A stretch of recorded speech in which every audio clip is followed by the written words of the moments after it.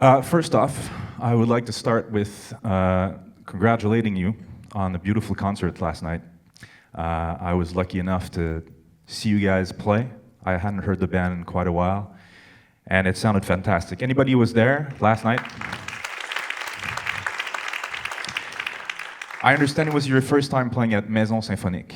Is that true? No, it's our second. Second time. Second Cool. time. How did you like the room? Because it's been built for classical orchestras, of course, but what did you think of the sound? And As a trumpet player, I always like it when I can hear the sound come back. Many halls are very dry, built for electronic instruments. So if you play a brass instrument and you play into it, you don't get any return of sound. So we may have overplayed the room a little bit. You know, that's always a possibility, but I liked it. The reed section, they have a different perspective on it. yeah, what did you guys think? No, it was beautiful. It was a great crowd. It was nice to play one of our arrangements that Vince did for from the Canadiana Suite by Oscar Peterson. So that was beautiful. And yeah, I think we were a little overzealous in terms of the playing the room. We up in the front, we were really pushing. It's a tricky room to play in, for sure. I was lucky enough to play there a few times, and I actually played there with the Montreal Symphony Orchestra, and when the whole stage is full, it really has a different vibe and different sound, but for a big band, it's tricky, especially with the bass and the drums. And you talked about Oscar Peterson last night, and I can't remember the exact term you used, but you said our shared man, or a common man, in the sense that he's from Canada, obviously, but had a huge impact on the music. Do you want to tell us a little bit more about that? No, just sometimes the sectarian narrative takes over everything, right? Because it's like you want to draw a crowd, get two people to start fighting. They could hug all they want. People walk past them and smile and say, "Oh, okay." A fight draws a crowd. So to say that we have a common heritage. So. Yeah, he was a major influence with the music, for sure. The arrangement you performed, when was that written or arranged? Do you remember? Quite some time ago.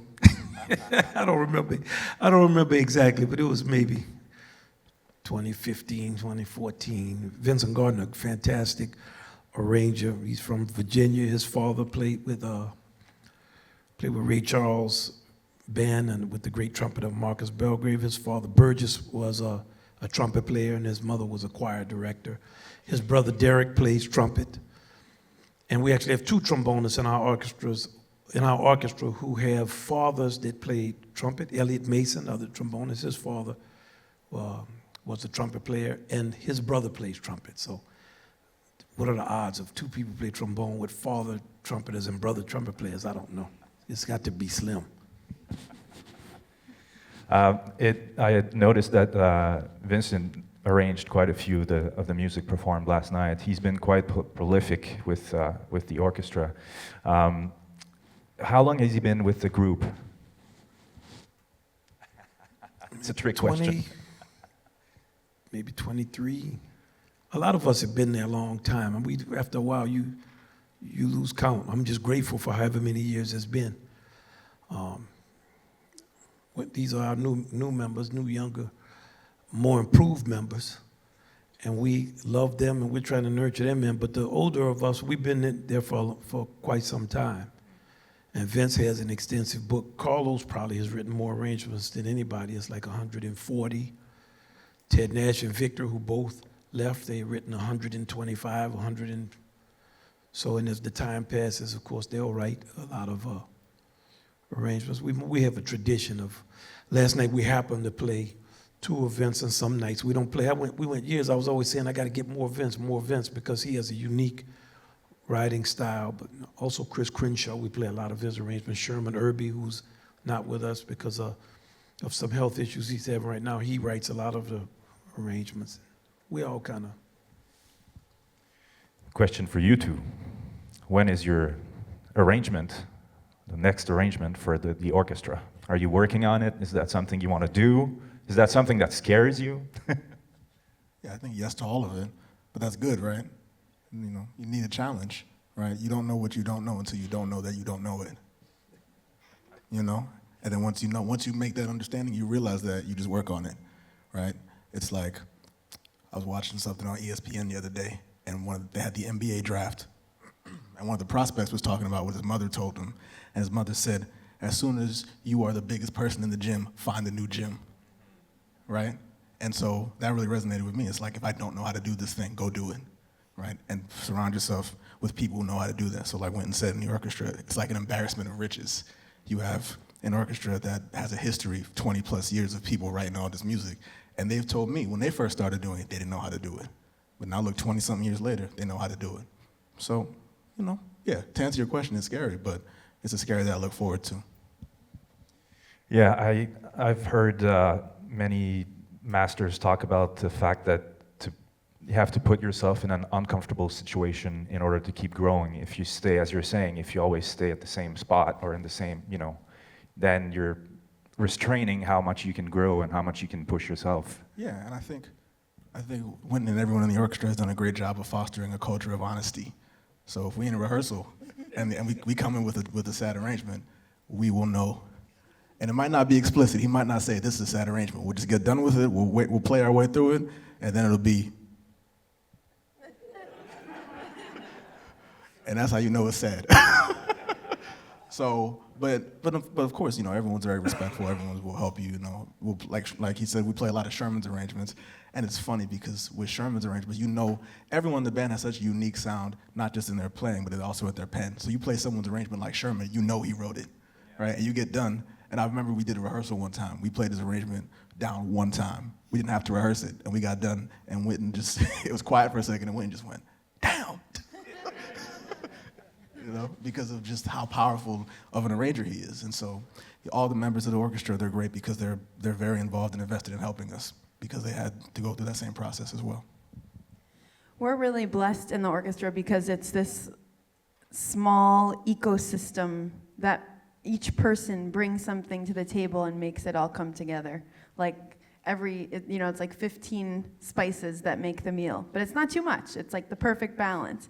And what's really interesting about it is that it comes from that tradition of the Duke Ellington Orchestra. So we hear stories of how Duke used to write for the individual people in the band, right? And so for us stepping into our new roles with the orchestra and having been mentored by the people that we took over for, those chairs have very specific responsibilities. So if somebody's going to write a piccolo part, it's probably going to go to my book. If somebody's going to write a long clarinet solo, it's probably going to go to Chris's book. So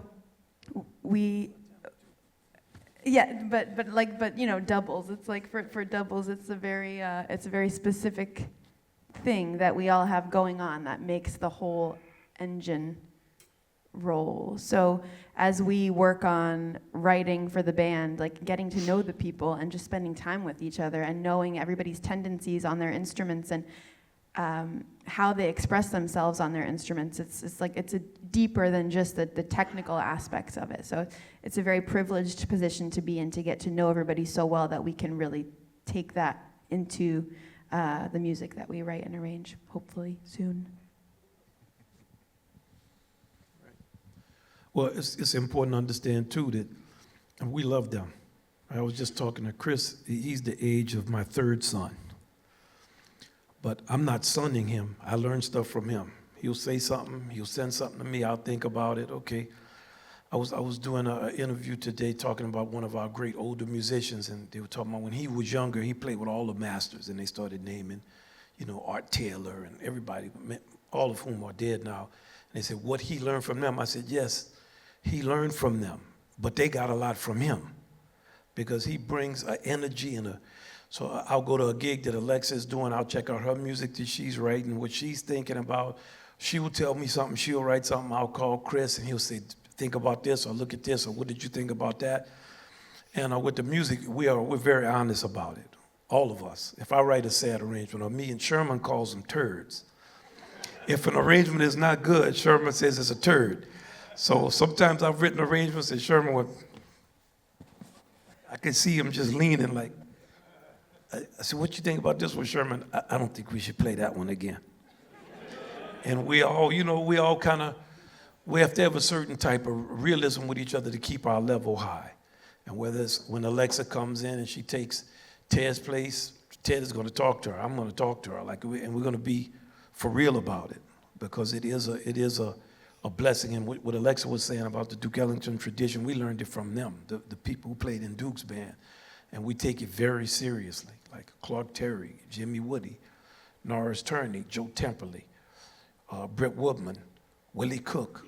They were sitting here, and we've been blessed with this generation. And for me, it's really a blessing to know them and to play with them. And I've known them. I haven't known Chris since he was really a kid. But I mean, I knew him since he was college age. But I've known Alexa since she was really young. And there's a lot of other younger people who are very serious in our music. And it's important for us to try to figure out how to get them in space so that the lack of integrity in this system doesn't crush their creativity.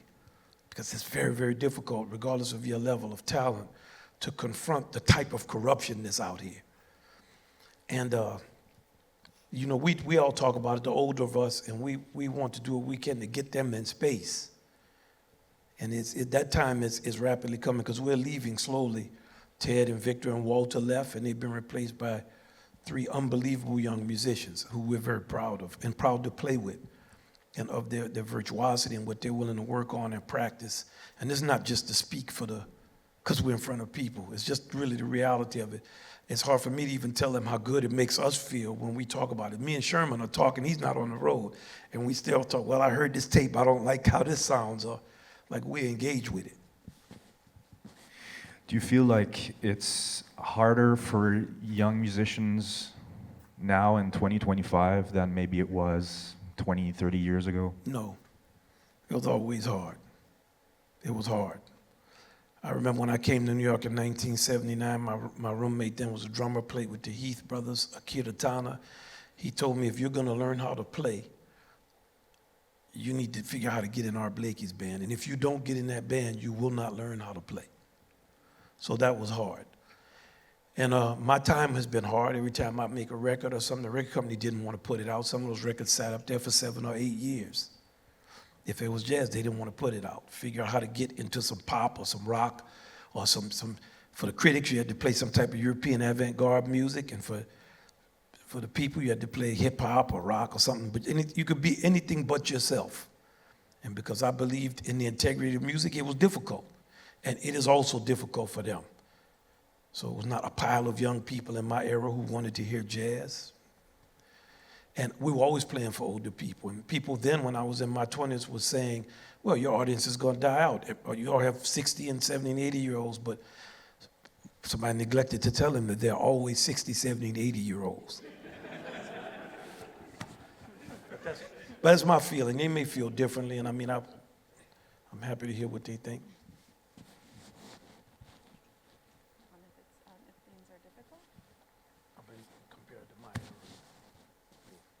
Yeah, I mean, I guess the way the world changes over the course of generations, there's always challenges. There's different challenges that I think this generation is facing, and I oftentimes hear stories of what it was like for our mentors, and even the way that they digested the music.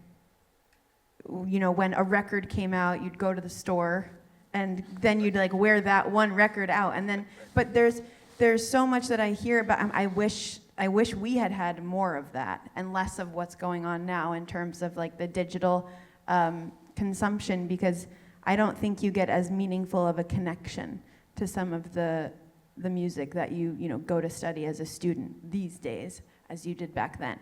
And even when we're about the same age, even when we were in high school, college, things were still like you could. I had CDs, I had cassettes growing up, but now it's different. And I think the social media and the internet changing, people listen to something for 10 seconds and then they'll move on. And so for younger musicians putting out records, I'm in the middle of releasing a new record right now.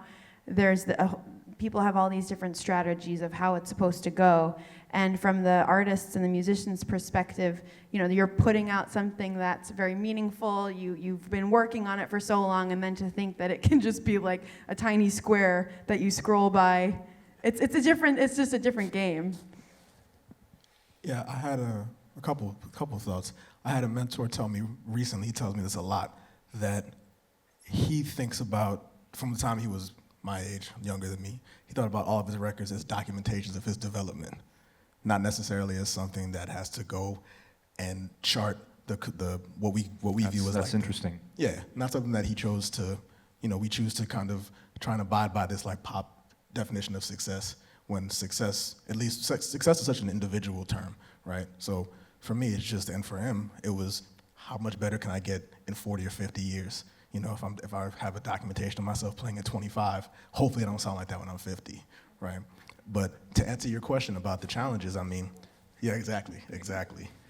So, but in terms of the challenges of this era, I mean, something that I tell, you know, we have this great high school festival called Essentially Ellington, and it's really a blessing to meet people who are 15, 16 years old who have the resources that Jazz Ellington provides them, and to see how incredibly they play their Duke Ellington's music, and how excited they are and how engaged they are, not just with their school, but with other schools. And as members of the orchestra, we get to interact with them, and they always ask us for advice. And the biggest thing I tell them is put away your phone and focus on something else, right? Because like Alexa said, like, we were born in this kind of in-between era. Like, I was born in 1996, so I still remember floppy disks, which I'm sure people in here don't know what that is, but that's, you know, yeah, exactly. So we still remember these kind of things that are seen as relics now. But the idea is there was a certain level of focus that you had. So, you know, people ask me about streaming music. I say, try and buy CDs, try and buy a record, because the thing that you miss outside of just the level of focus is also things like liner notes, right? Someone took a certain amount of time to put that level of detail into an album, and the fact that you can just so haphazardly ignore it, you're missing something. You're missing that type of connection. So there's difficulty for sure, but there's pros and cons, right? That's one of the cons. So I try to tell people to focus. See, that's interesting what they are saying, because for me, I can't believe how many records I can get now just online. It used to be when you went to Japan, everybody would say, man, get this record in Japan, because at a certain point, only the Japanese had the discography. So you didn't, now I just started researching stuff, and then, man, this is a South African record recorded in 1963. It was such and such. Here's this. So I don't miss the albums at all. I do miss the liner notes, but I'm still fascinated by how much information is a bit. Also lectures that people can give, or people you want to hear play. Sometimes I want to hear younger musicians play. I just start going through. I just put that YouTube on, and I look see, okay, who's playing here. I get to my Smalls feed. I go through a list of people. I've learned more, because many years I was on the road. I couldn't hear anybody. Now I'm so happy I can just, so I don't know. That's how. It's kind of like a double-edged sword in a way. Like, you have access to all this information right here, right now, you know, but then it becomes a big distraction for a lot of people. Like, I teach in a college, and I can't count how many times I'm walking through all the cubicles where everybody's practicing, and, you know, half, 3/4 of the students are on their phone, you know.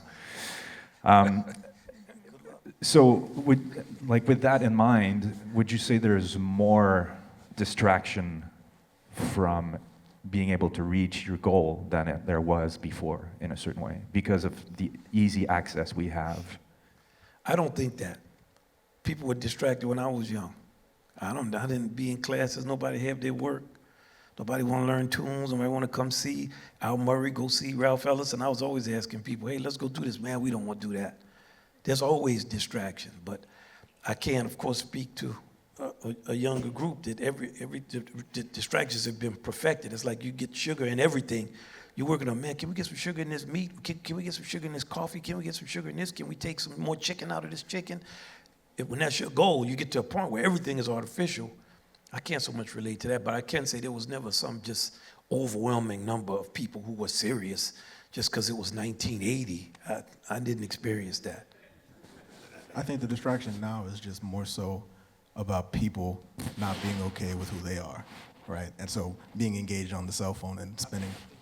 I think that's just the kind of stuff I learned from him. Like, that's actually a point that I would never have considered because you have more chance to wish you were somebody else that you saw. Whereas you didn't see the people, you didn't know who they were, Right, the what world their was not comments connected. were. Right. It wasn't connected in that way, you know, years ago, you know, and now it is in that way.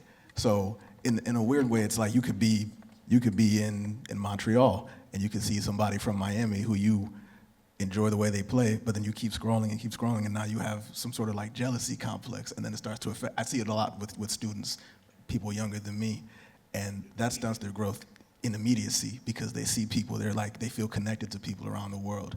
And that's the con of it. The pro is you're connected to people around the world, right? You can kind of start to form certain relationships, but that relationship isn't even really real. None of that's real. This is real, right? Like a conversation that we're all having is real.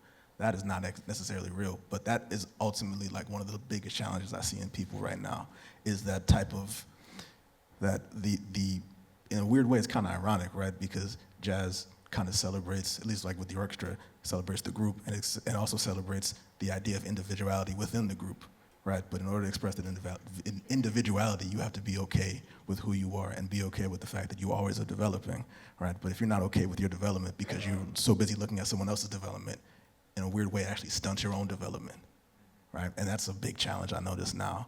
And so, I mean, and everyone's kind of struggling from that in a way. So you have to be very, very, very specific in how you consume information, or how people say content, whatever word you use to. Well, it's also just a great exercise in discipline, and that's the most important lesson for all of us, that we are all always working on our self-discipline, and to have that focus and be able to put distractions aside, and really it's about how badly do you want to get better? How badly do you want to sound good, you know? I almost feel like that should be a class where I'm gonna throw anything at you, all the possible distractions, but you still have to work on your scales, you know, like just so that you're prepared to like being able to put it away, you know? Well, I think it's interesting to hear them talk about, because I can remember I was looking for an athlete that I liked, and I got onto an Instagram page. Okay, I'm not really savvy with all that, man. I don't even want to be. Next thing, I'm looking at him with his girlfriend in the bed. It's like, damn, everybody can, you know what I mean? Everybody can see that. Like, it's beyond us. I was telling them before, we had some directors that had some stuff up online, and my daughter came to me and said, "Did you see this?" So I said, well, we got to call them and let them know. Like, I'm not savvy with phones, and I'm not, so I'm 63, so am I looking to being jealous of somebody somewhere? I don't even know what, but for a younger person and having kids, you know, their age, older, my two oldest kids are older than them. Yeah, one of my kids looks at stuff, the other one, he doesn't have anything online, no Facebook, no none of that. And he is much more comfortable about himself than the one who wants to always know what everybody. But I think that every era, everything has challenges, you know. And to list the challenges is like a quarterback going out on the field, looking at the defense, saying, "Man, they're hitting out here." Yeah, they're hitting. These are defenses. Or you send for a doctor and there's malaria in the whole village, and the doctor shows up and goes, "Okay," and you say, here's all the people with malaria. And he looks at that line of people and goes, "Man, there's a lot of people here with malaria. Man, you the doctor. Go get your bag." Like, that's what we out here to do. And that's what I see them do all the time, regardless of what the challenges are. Like his growth on the clarinet is a certain thing, right? And we all struggle with different things. With me, it was always playing in time on my sound. I played for Sweets Edison. He went to Paris. He brought me back a new trumpet. He said, "Baby boy, you're not getting no sound out the trumpet. You know, I don't understand what you're doing. You're playing like a lot of the bumblebee and all of that." Then he brought me a Selma K modified trumpet. "I brought back this horn for you, you know, play it." Then after I played it, he said, "It's not the trumpet." He took that trumpet back, right? He took the trumpet back. He said, "It's not the trumpet." And I remember playing with Clark Terry, and he gave me a plunger mute to play. Well, I had grown up playing funk and, you know, sus chords, how we played in the 70s. I didn't know nothing about playing with a plunger mute.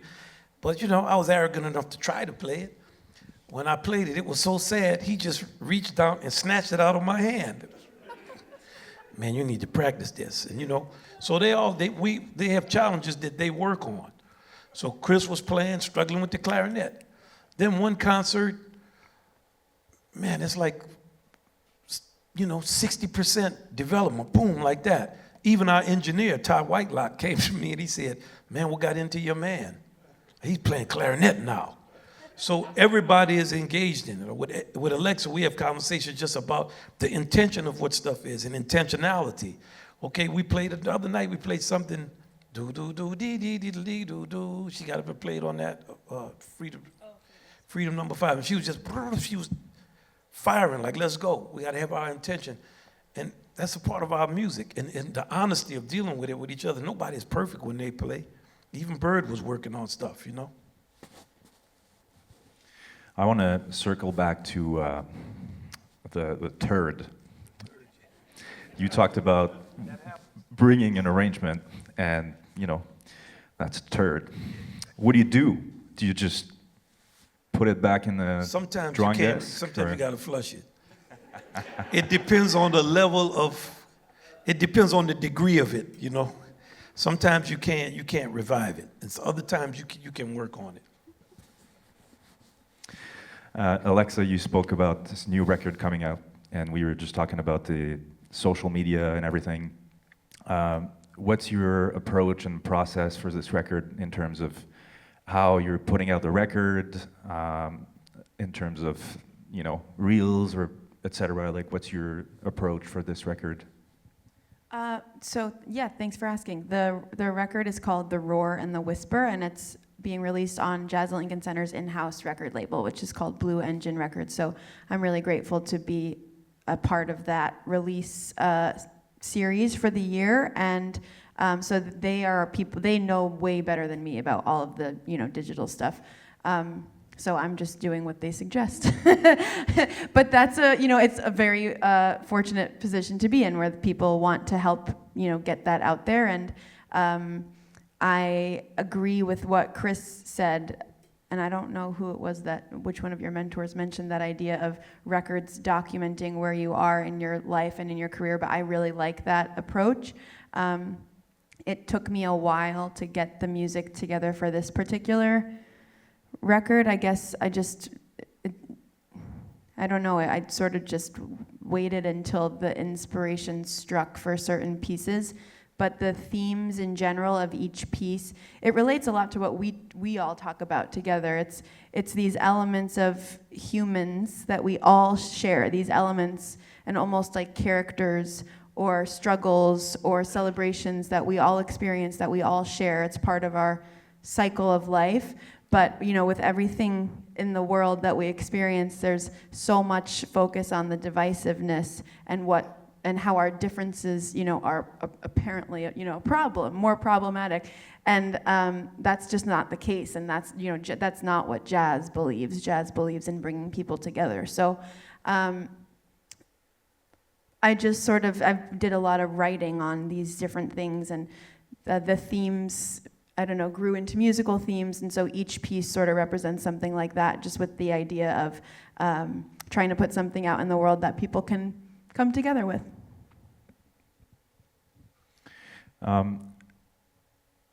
So that's something that we all wish we had, in the sense that having like a team that's like, so we're gonna put out this tune and then we're gonna do this video shoot, and, you know, as you were saying, you're very fortunate, and it's an amazing thing to have backing you up. When I was thinking about this talk that we're going to have, I was thinking about social media, and that's something that I actually talked about with Paul Netzella last night.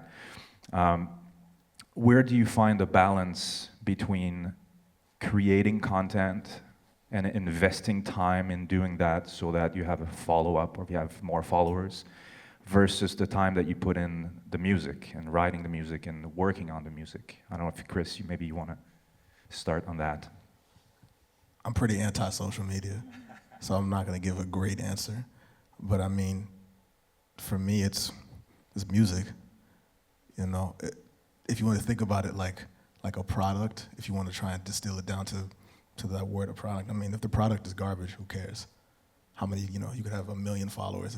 If it's not good, it's not good, right? And ultimately, people may tell you it's good. You know if it's not good, you know? And you may try to fool yourself into believing because people are telling you it's good, that it's good. You know it's not good, right? So I don't have an answer in terms of content. I don't even think about music as content. I think about music as music, right? And you spend a lot of time working on playing music to get better at it yourself, right? And that's why my mentor telling me that was so impactful to me, because it really is like a journey. Because I always tell students when they ask me this question about social media, I say, okay, let's take MySpace. They're 17 years old. They don't know what MySpace was, right? That was a media behemoth, and then one day it's gone. So what happens tomorrow if some billionaire decides to buy Instagram and says, I'm shutting this down? Who are you then? You know? So ultimately, I'm not interested in that, right? Like, who are you outside of that? Like, when you put the phone away, you put all that stuff away, who are you? What is your music? What are you trying to communicate to people? All that stuff is fleeting. It doesn't matter. Pretty soon you're gonna be 30 and 35 and 40, and you have to put the text up on your phone to see stuff anyway. That's not important. You know, We said we weren't going to talk about that enough. No, but in all seriousness, I mean, that's my take on it. I mean, I'm open to understanding that everyone has different opinions about it, but of course I'm 28, so I have an Instagram account, I have all those things. And it's great to be able to communicate with people across the world, but, today I still woke up and did my long tones on flute, so when we play third quarter tomorrow, we play in tune. So. Locked in. No, yeah, I agree. I think social media is fine, but it's at the end of the day, like a heightened level of connection that where really the most important thing when people ask about how to get started with a career in jazz or how to get gigs, students come ask these questions a lot, and really it's still goes back to just word of mouth and what is your reputation and how do you sound. So, I mean, like Instagram and the web pages and all that stuff, there's like fancy ways of making those connections, but at the end of the day, it's how you sound, and it's, what are you known for when you're working with people as a colleague, are you professional, are you respectful, are you easy to work with? Like I think that your spirit and your intention and your purpose can come across even, without all of those like bells and whistles even. We know a lot of people who just aren't on social media at all.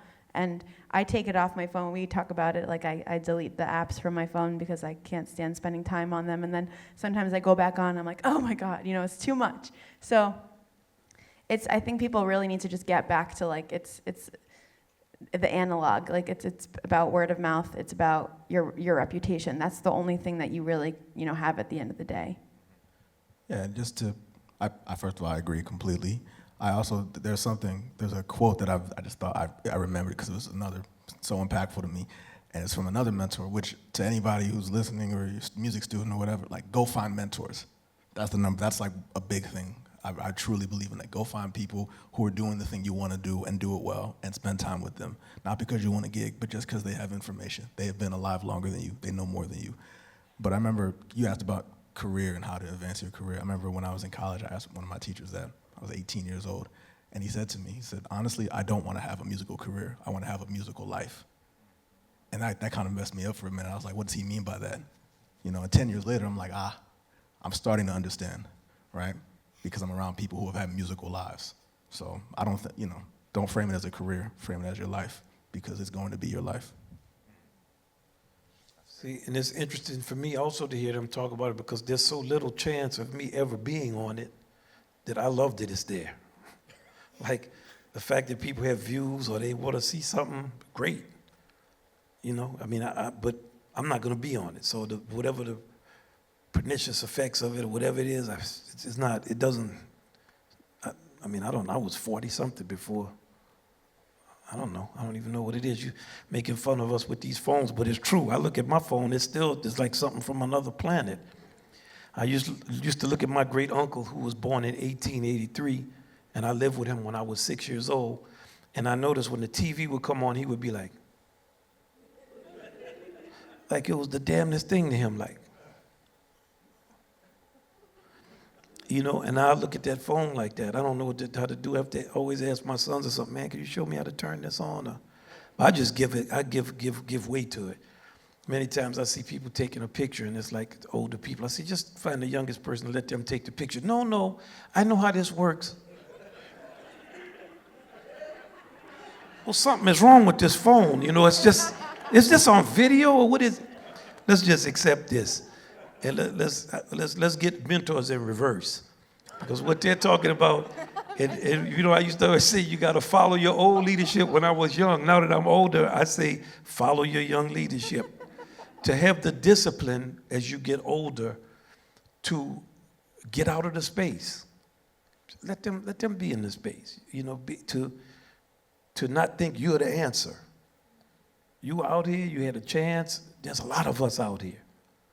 One way I was fortunate to have the type of father I had, that's how he was. Like, he wasn't ever in your space being a drag. He was always like, hey, man, yeah, I don't like what y'all did, but, you know, do the best you can do. And it's all of these things. There's no one way to do. No one way to do it, you know. It's all of this stuff to me is good. It's just a lot of stuff is being abused. And just to find balance with things is important. And that's one of the keys to jazz that's difficult. Like, why is it difficult to play in a hall? People don't play in balance. You sit in a hall where you know the bass can't be heard, the drummer is playing too loud, now the trumpet start playing loud, now the people playing flutes. And most of the time we're rehearsing, it's always about, can you hear the soloists? Do you know what they played? I think every decade since 1980, I always say at least once, can we hear the bass? And the answer to that is always no.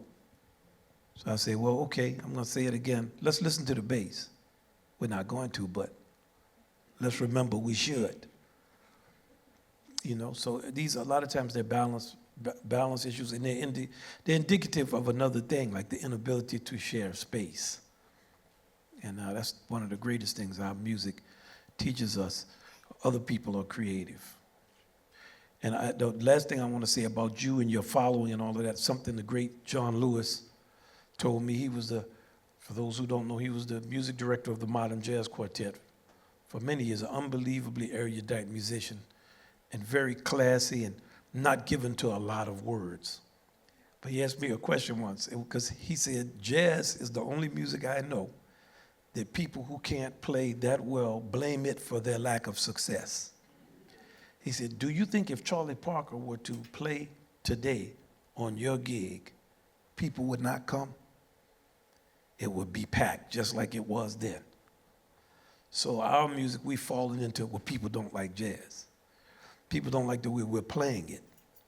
And we need to always play better and deal with the music as if it's a serious pursuit and understand the continuum of it and the history, not be ashamed of it and feel like it's something to be overcome or an albatross.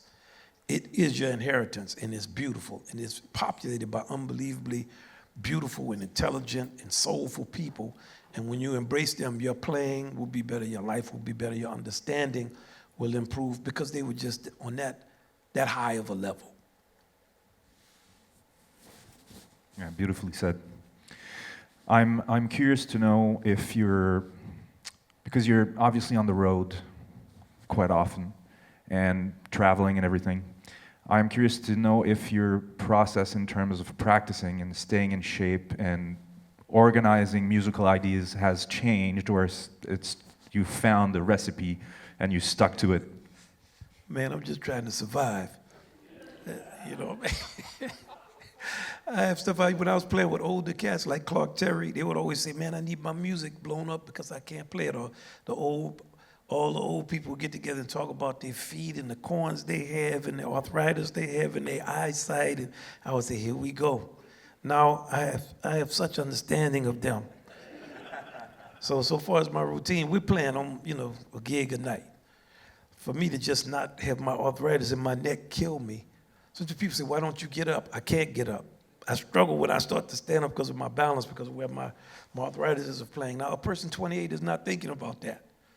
Thank the good Lord. But there will be a time, believe me, because I thought my time would never come because I was 19 for about 15 years.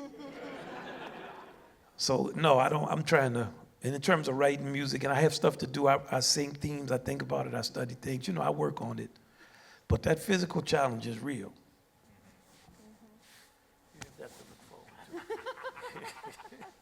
And they're brutal sometimes, but I know that they're gonna be brutal, that's why I play it up. The first night, I never sit with Alexa. I'm gonna tell you something she did that was really wrong to me. So I never sit next to her because she's in the reed section. I sit in the back with the trumpets.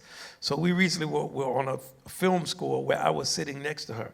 So all night I'm trying to I got to get in the right position, to play, and it's kind of, try not to get that. So when we finished the first night, she looked at me and said, "Wow, I didn't know you had to do all of that to play." Or she said something to that effect. "Wow, I didn't know that's what you were doing." I don't remember exactly how you said it, but I thought, "Wow, that's very nice of you." Thank you. So then the rest of the tour, I had to manage it much better. We look out for each other. It's a family, as you can see. The good, the bad, and the ugly. I just tell her, don't let me go out with stuff all over my mouth and my suit, make sure that I'm right. Yes, yeah, we have a pact. I told him that when it gets really bad and he only has one tooth left, I'll hold it. And when he's ready to play, I'll help him put it in and he can play a solo. This is how cruel they are, You see, that's what they do, man. That's how they treat me. With disrespect, that's okay. It's love, it's Unacceptable. What about you, Chris and Alexa, in terms of being on the road and sometimes you're in a hotel room, you can't necessarily practice, play, etc. Like, what are the ways you find to still... You can always practice. You go there, you practice to that. That could be your backing track. No, but in all seriousness, you could go in the back, like today, I went in the bathroom, I took a towel, I put the towel in my belt, and I did long tones. I heard you. I know, because I think I'm above you. Yeah, it's just, you can always, just find a way. You be creative. I mean, you have to be routine oriented, and it's very difficult. You have to be very serious about that routine because time goes by really, really, really fast. And so you have to be very, very specific about that routine. So for me, I like to write stuff down, say, okay, today I need to accomplish, and not just in music, like, today I had to I had a couple things I had to do, like 3 or 4 things I was doing. Then when I'm take a break, I play flute for a minute, try and get the flute together. Cool, then I gotta do this, boom, then I gotta do long tones. Then I gotta go do this and do that, right? And so when you have limited time, you have to be more specific about your free time, because like you said, we're busy, everyone's doing stuff, everyone has stuff they gotta get done. But the main thing is still the main thing, right? Because if we get up tomorrow night, it sounds sad, Wynn's gonna be like, you don't want that. You want everyone to start being like, okay. So you still gotta keep the main thing the main thing. Yeah, we all have this balance that we have to deal with, every day. Everybody does in any field. But I think specifically like the touring thing, maybe students or people don't realize really the amount of like compartmentalization and discipline and focus that needs to happen. And then by the time we actually get to the venue, you have to kind of put everything else behind you and really just be in it because that's what you're really here to deal with. So there's a level of intensity and it's not easy. It's an absolute challenge, I think, but it's meaningful to try to stay committed every day and get back to it amidst different cities, different people, different, all the stuff that can happen. Something you said last night, Wynton, when you talked about, you guys played the last song and went off stage and came back. And you talked about being grateful and you talked about not taking it for granted. After playing with the group and touring and everything, what's a way for you to look at it so that you don't take it for granted and then you stay in that same spirit with the fire and lit? I think we probably all have our ways. When you're younger, it's easier because nothing is routine. I remember playing with Marcus Roberts, and after every time because he can't see, I would always go to the piano and take him, and we would bow together, and I would have to say, okay, we bow, and then he would always say, I played 2 gigs. I played 3 gigs. Well, once you get to like 6,000 gigs, I always, for me, think of how many years I saw my father and the musicians who had practiced play for 3 people, 4 people. And sometimes because I was a kid, I was 6, 7, 5, 8, I would always go with them to the gigs, and they would be, man, we got a gig, 3 weeks from now. Well, we have a gig. It'd be like, man, this big gig, I got to go to this gig and see the gig. And I would walk in the room, and it would be like, damn, this is the gig? It would be the raggediest little place with people who didn't want to hear what they were playing. They would set their stuff up, and then they would play like, and they could play, but the style of music they were playing, nobody wanted to hear that. And I would look at them and think, man, they must really like playing this because nobody wants to hear this. And I think all the time, even if we're in elementary school or something, I think about it, that you could not be in front of people. You could be wanting to play, you could practice, you could be serious, you could have ability. And circumstances could be such that you don't have the opportunity. And then the next rung of it is what my father told me about being disrespectful to someone who said I sounded good and shook my hand, and I was saying how sad I was. You think it's being humble, but in actuality, this person has a moment that they're saying, your music touched me, or thank you for that. And I've learned how to say thank you very much. It means more than you think it means. I'm very appreciative that you took the time to listen to me play and that you enjoyed the music that I played. It makes it worth it. I'm going to try to even be better. And to have that connection, and people understand and they feel it. They know when you have the type of humility, and the music knows it.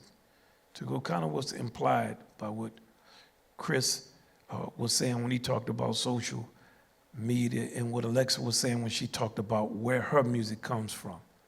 It's not something you can fake.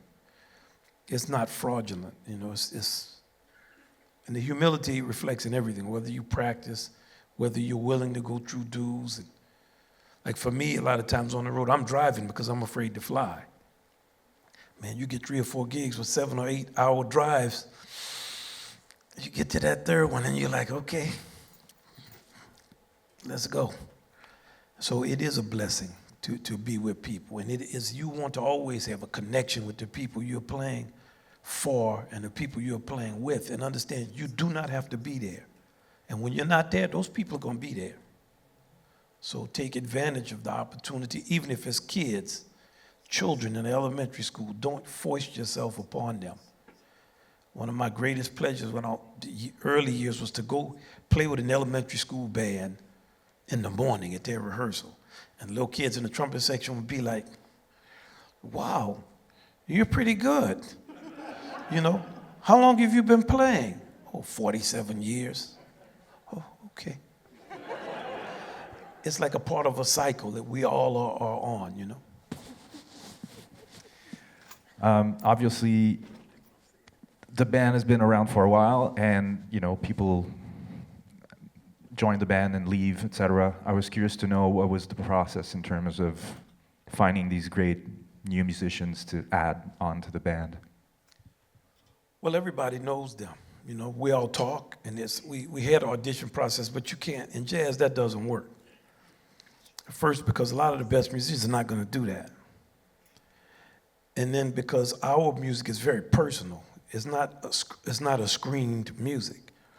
And the one audition we had with that process, it's worth doing, but it was a waste of time.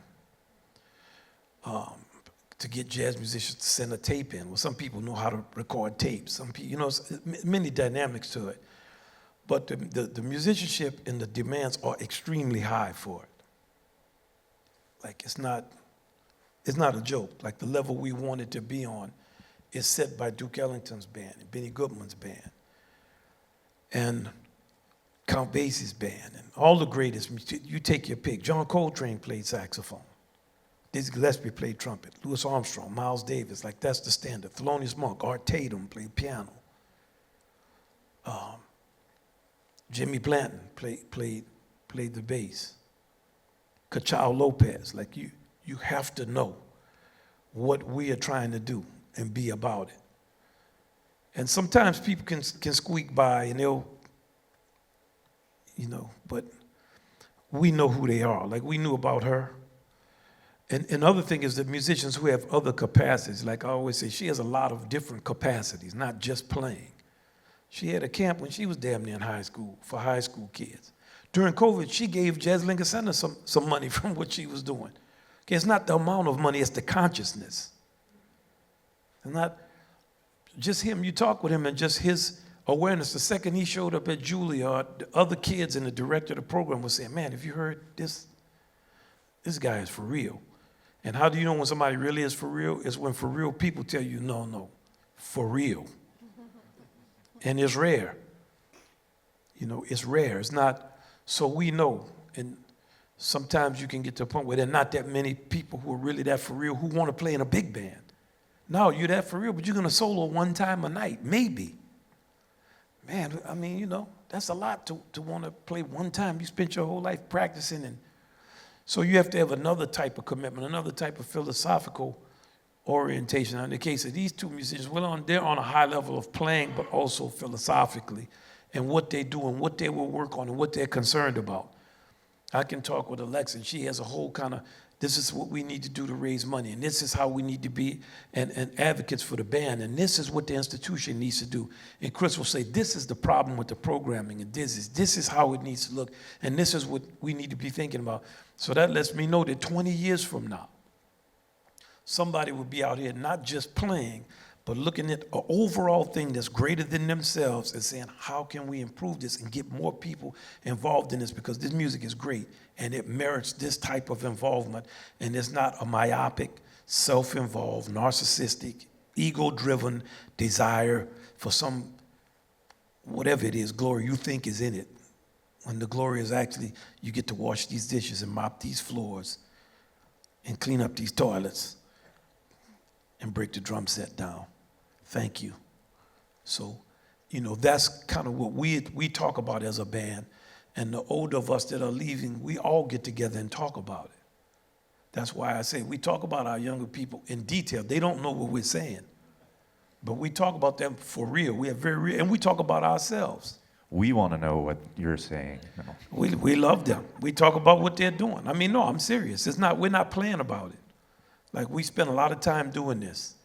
And now we've gotten to that age, and we want the space to be right for them. And we want them to be able to start another curve and lift off. And they're going to do things we don't like. That's what the life of things are. It's time to step down and let them do it. And they'll find ways to do what they feel is the right thing to do. And some of it will be good and some won't, just like what we did. Some of it worked and some of it didn't work. But we want them to have the complete confidence that they have our support. And we are going to be there. And we've said that we will do it. And Ted has been there. He just conducted a concert. I just texted him today, Ted Nash, who was in Alexa's chair. His father came out to the film we did. He's in a wheelchair now, and he's in his 90s. So, but the love we showed him is a part of a continuum. He's one of the greatest trombone players who played our music. For years, he would come sit in with the band, and when he would come, all the trombone section would be like, So we want them to know and to understand there's not just talk, and that it's reflected on the bandstand and what we play. And we've already put in 30-something years, 35, 36 years, and we want them to be able to put in 35, 40, 50 years. What are some of the things that you shared with Wynton in terms of things you saw with the organization, because I know that you both give lessons and you enjoy the education aspect of the music. What are some of the things that you suggested that maybe you thought could bring the orchestra and the whole organization even further?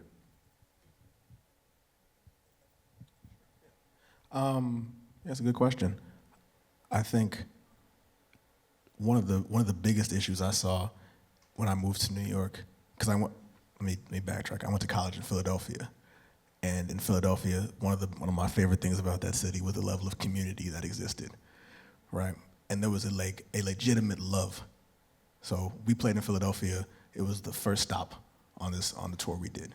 And after the gig, I took Alexa out. I was like, yo, just come with me real quick. We're gonna go to my boy's house.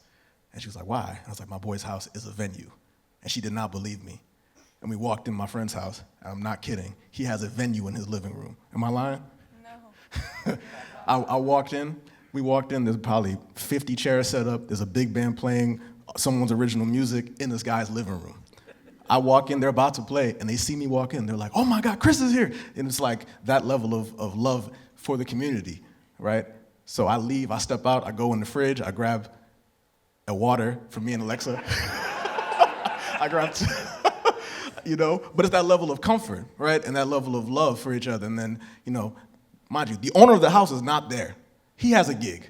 He's letting people in his house play gigs, right? And Alexa was stunned. She was like, this is happening here, right? So now, yeah. Wait, and also, I went to preschool with one of the trombonists. I'm looking at this guy in the band. I'm like, I went to preschool with him, and his dad was there. Yeah, exactly. That's the level of community, family. No, it's okay. And so, that being said, when I moved to New York, I was like, what are we doing? I'm just talking about the scene in general.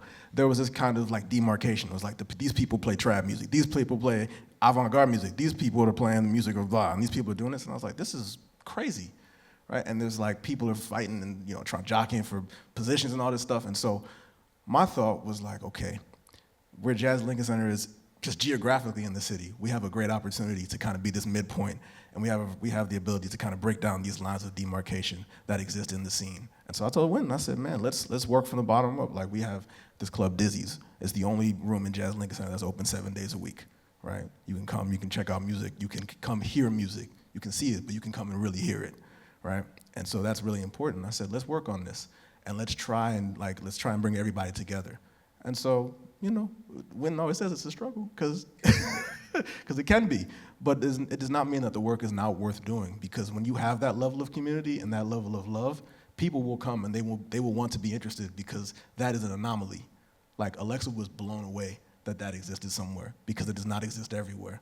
But it doesn't have to exist just in one place with a group of 50 to 100 people, right? Jazz Lincoln Center actually has a great opportunity to serve as a haven of that type of communication with people of all ages, of all backgrounds, age, background, race, sexual orientation. These are all things that we choose to attach to ourselves to kind of seem individual, as part of our individual, right? But the power of a community is that we can put all that away and just be with each other. And so that was my observation, is we actually, as Jazz Lincoln Center, have an opportunity to serve as a haven for a community of people akin to what I took Alexa to in Philadelphia. Yeah, and the amazing thing about getting to spend so much time together, all of us, is that the discussions that we have and the way we can brainstorm with each other, the different things that we experience at different venues, meeting different promoters and seeing how other people are doing it around the world, it really gives us an incredible opportunity to think about how can we be better. And Jazz at Lincoln Center is in such a unique position. We have a lot of incredible support. But there's a lot that we want to do for so many different people all over the world. And a lot of what I talk about with Wynton is the importance of making sure that the orchestra can go on. I mean, it's a big operation. And there are so many people who are familiar with things like, the New York Phil, or the Met Orchestra, or all these symphony orchestras that we see as mainstays of a city.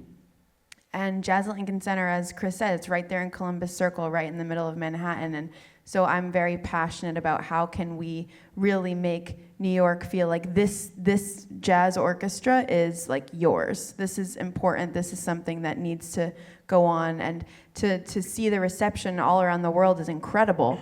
We need that at home. We need people to realize that, we're here for you. This is it. Come and be with us and be a part of what we're doing. Because as Wynton said, it's not the self-centered, ego-driven type of, back to the audience music. We're playing, we feed off of every single person, we feed off of that energy. So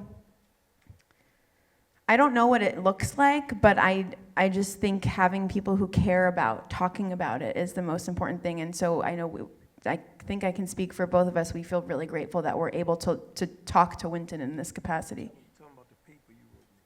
I read that paper. I just read the paper. Tell about the document you. She sent me a document that was comprehensive. Well, I keep a lot of notes on just feedback and things that I notice. So like sometimes I'll just spend time looking at our website and go down every possible like rabbit hole of if I wanted to do this, what does it look like? If I wanted to buy a ticket for this, what does it look like? And you know, there's a lot that we're doing. There's a lot to take care of. We have amazing staff, but there, you know, as things change online, we can make things easier. And the most important thing is that we need people who are wanting to donate to our programs to make these things happen. So if I see that it's really difficult to give a donation in this capacity, like we need to get that fixed because we don't want anybody to have any barriers to be part of it. If I see that it takes a while to buy a ticket on the smartphone to come to one of our orchestra concerts, that's a problem, right? And it's unfortunately like those tiny nitty-gritty things that nobody wants to deal with or talk about, but it's just like, let's eliminate these barriers. So I'm really interested in just all the different categories that the departments that are required for an organization to run in a healthy and efficient way, and ultimately to serve the spirit and the purpose of the mission. So I really believe like every single person under our roof needs to believe in, you know, the mission of the orchestra, and when we come out here, what it means to be out here. Should we open up questions to the public? Is there anything you guys wanted to? No? Anybody have questions for our wonderful guests? I'm confident. They covering it. I'm telling you, I love just. And she didn't say she wrote a document to be done, not the paper you gave, the document about the orchestra. Oh. I was just reading it. It's so thoughtful and full of insightful. It's comforting for me, just the intelligence they're applying to it and the you know, great.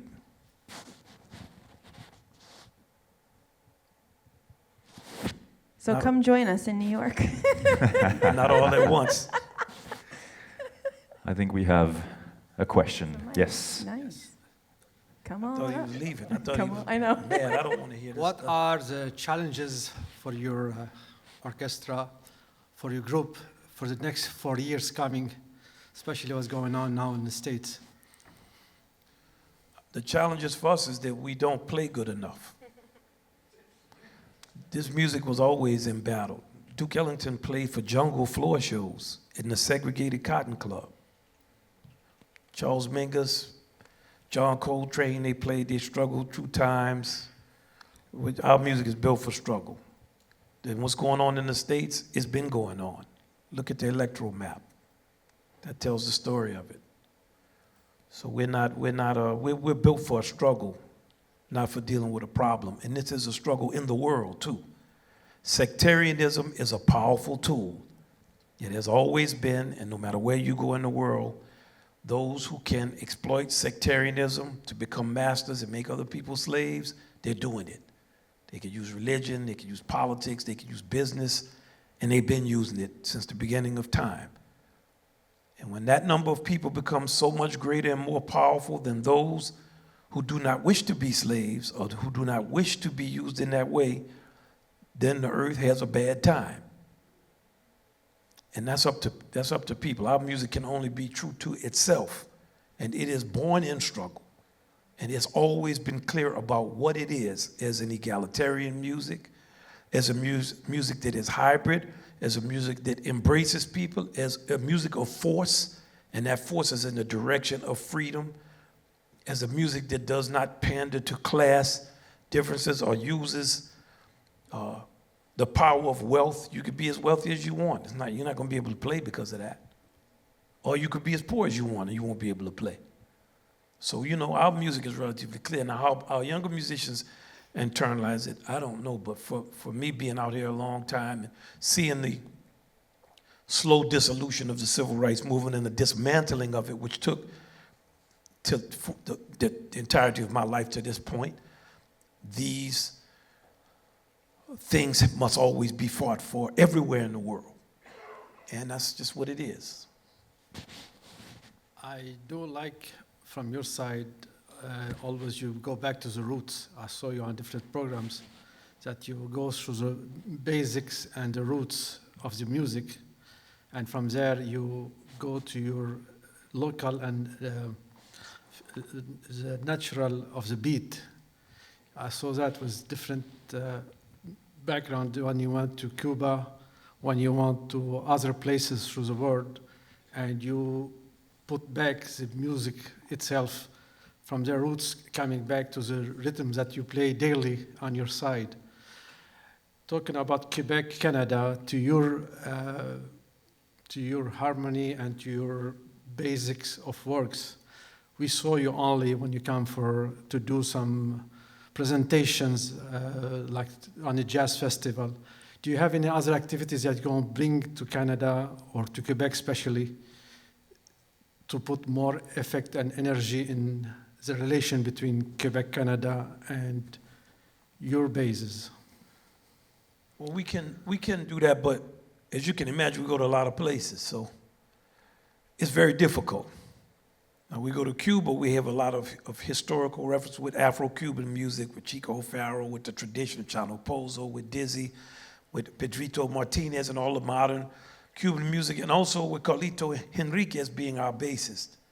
We have somebody who can teach us what it is, go through the rhythms, talk about it, write the arrangements.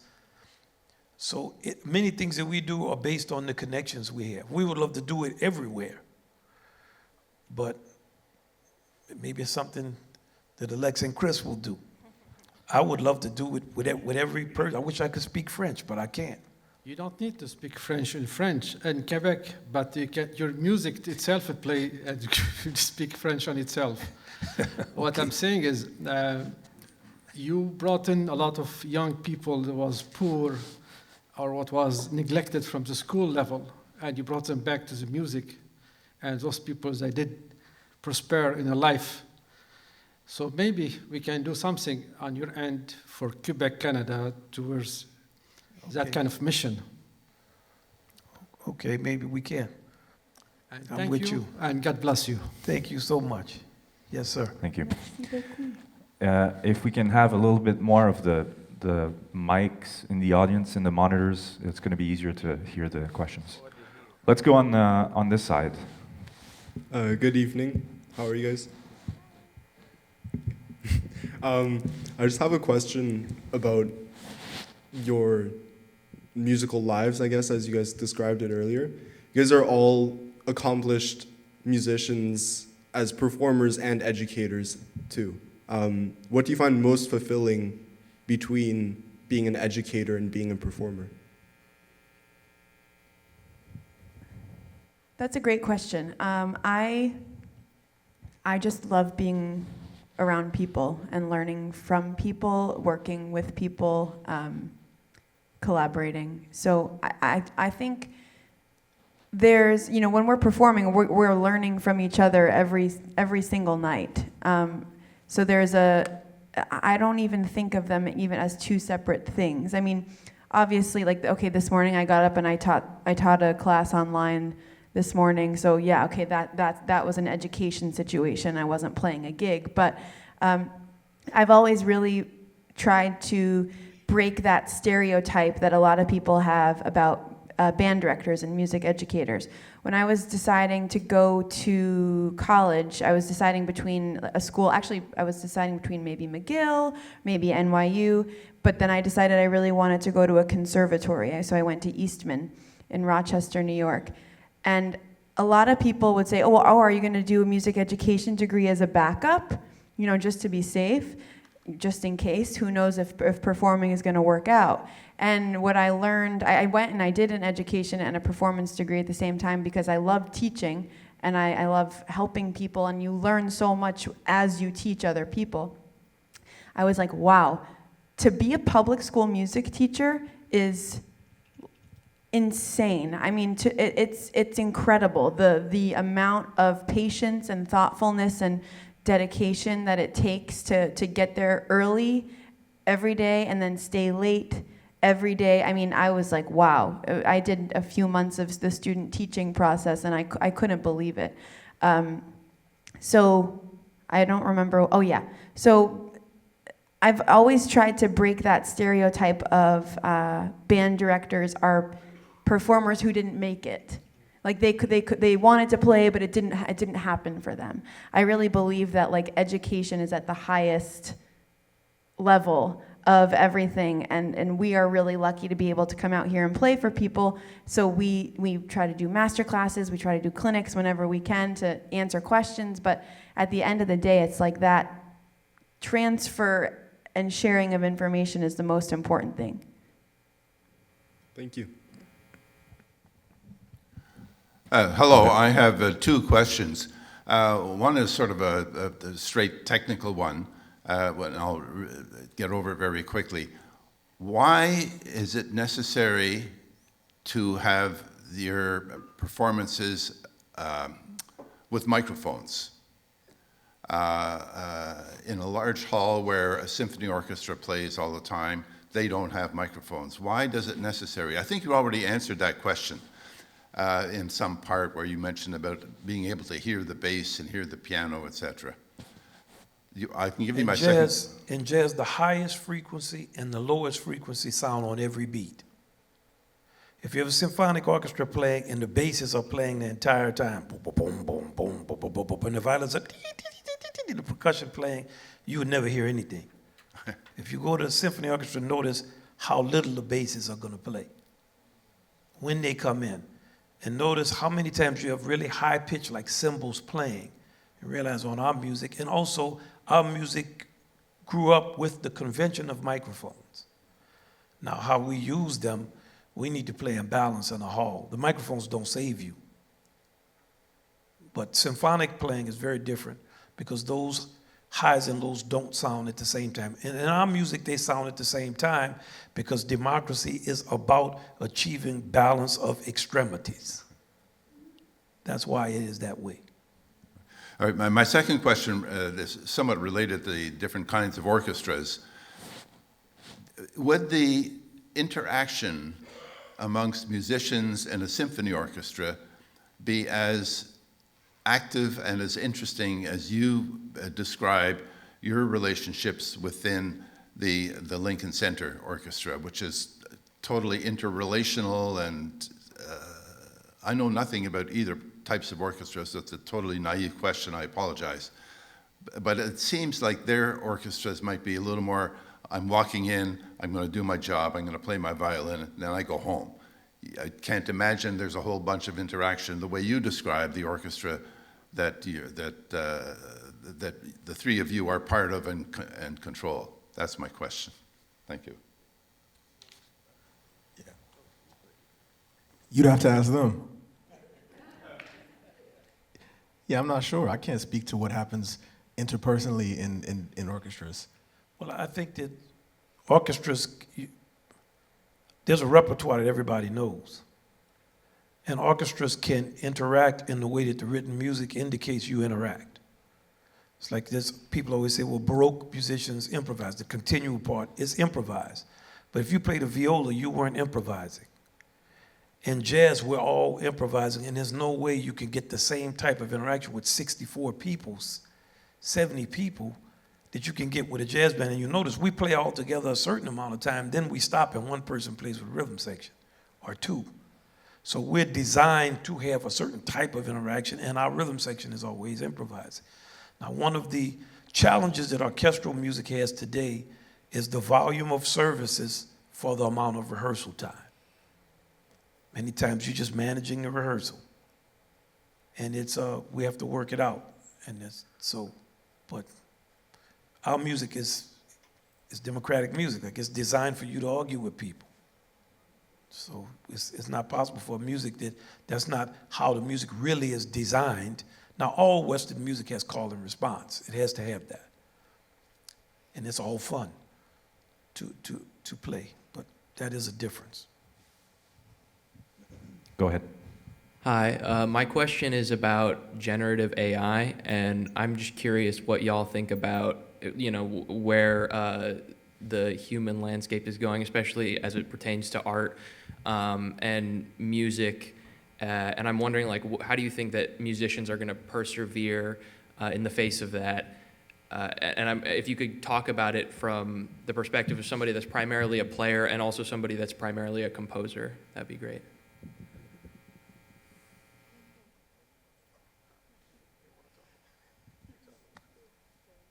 Yeah, it's not something I've thought about, in all honesty. I mean, yeah, it's a tool, right? Like AI is like a tool, right? You can go on, if you want to learn something, you can, if you wanted to, take the easy way and say, hey, ChatGPT, tell me about the history of Montreal from the years 1886 to 1895. You're using that as a tool, right? And it will give you a very nice synopsis of the history of Montreal between those years, and you may learn something, and it's going to search the entire internet, which is full of facts and falsehoods, right? And then it is up to you, with your breadth of experience, your breadth of knowledge, to be able to sift through the fact and the fiction to come to some type of conclusion. Or you can make the choice to spend time reading from people who have spent time learning about the history of Montreal from those years, and from their experience, spending time researching that to come to a conclusion via them and their experience, right? One leaves you in a position that leaves you significantly more informed and feeling better because you spent the time doing so, and one does not. So from a composition standpoint, I mean, it's the same thing. The time you put in will show forth, and the time you don't put in will also show forth. So how can people persevere through that? I don't have an answer, man. I don't know, but I do think the time you put in will make itself known, and the time you don't put in will also make itself known. Does that answer your question, or? Yeah, kind of. I think I'm less curious in how people that are creating are going to be using it, and more so curious about how they're going to, I guess, I already said persevering, but keep going and standing out when there's going to be tons of people that are not creating and are using it to sort of shortcut. And so, yeah, you said putting in the time is going to show itself, but I'm wondering if, I guess it's a hard thing to talk about because it's really new, but yeah, you did. I think you did. Yeah. When I meet a soothsayer who can see the future, I'll tell them to come to talk. Yeah, thank you. Let me just say that I have a joke that I tell my students sometimes, and that is that ChatGPT can write essays just as sad as the ones you write. So I don't care whether you use it or not. Your writing is sad, and its writing is sad. If you want to learn how to write, you have to write. Now, as a tool, if you think of all the ways that art is used, many of which don't require expertise. Give me a scenery, give me this color, put this in this. My oldest son always sends me things of me being like in a clown costume playing. And the last one he sent me, it hit me with a really fat stomach. I said, man, how did the AI do this to me? He said, yes, some things it's inaccurate about, but it was really good on that one thing. Okay, so in terms of playing and all of these things, when you have an audience that does not know how to discern between things, be it food, be it music, be it literature, then what difference does it make who does it? We need to focus and concentrate on how we get a much higher level of engagement with things so that what Chris is saying will have some type of bearing. When you have a populace that's unengaged with things, I don't care that there's 18 people on the favorite rap song somebody likes. It took 20 of them to compose that. One person did the bass line, another one had the algorithm, another one did the ding, ding, ding, ding part, another one did this, then the star talks. But I mean, AI can do that, or you plug the electric guitar in there, they do that, they make the sound, wow, that's it, listen to this right here. And I think it's here, it's coming. The thing we need to be thinking about is, what are we gonna do when we look out on a landscape and there's a bunch of military robots? I'm much more worried about them than AI doing a jazz tune. And that's much more present. So, but I'm also not afraid of the technology in that way. Become better at stuff. Be more engaged. Get people around it. Like, you can't stop technology. You can't stop cheaper ways to do things. Man, if I can fire 9 people and get ChatGPT to come up with these consultant speak prospectuses that everybody pays hundreds of thousands of dollars to get something that's not going to work anyway, call AI, let it do it, and pay $225 for it. So, you know, but I'm optimistic about people. Like we have to be present with our humanness. It's always been a struggle. We just have to understand this is always a struggle. That's what Frankenstein was about. We're going to create this thing that's going to destroy us. Thank you. Thanks. Go ahead. Mr. Marsalis, sorry, you've spoken about mentoring the young people in the orchestra, but I also know that you've mentored many young guest artists. In fact, I remember when Joey Alexander was first on the scene, that you hosted him and mentored him. And I'm wondering if there's anyone that's coming up on the scene now that you have your eye on that you haven't gotten to collaborate with. There's plenty of them. I mean, I mainly have to ask Chris or Alexa. I mean, there's so many good younger musicians. And I think what Chris was saying is, you know, you look for mentors. A lot of people mentor me. Now I got my young mentors. And I rely on them, and I listen to what they're saying. So yes, there are younger people. I don't necessarily have time to collaborate with them. I want them to come in and do their thing. And we could just, what do y'all need to do? Y'all take this platform and do what you're doing. So there are a lot of them, you know. They're great piano players, great bass players. I could just start naming them, and they know all of them. But when I hear them play, I'm like, whew, damn, they can play. You know, so yes, I have to be honest. It's not hundreds, but it's more than I ever thought would be out here. It really is like a good, strong 20. I also wanted to thank the three of you because this has been a very illuminating conversation, so I appreciate it. Thank you so much. Thank you. Thank you. Go ahead. Hi. Hello. My question is, surely in all three of your lives, there have been moments that felt very uncertain, life-wise, career-wise, whatever. I wonder how you remember dealing with that.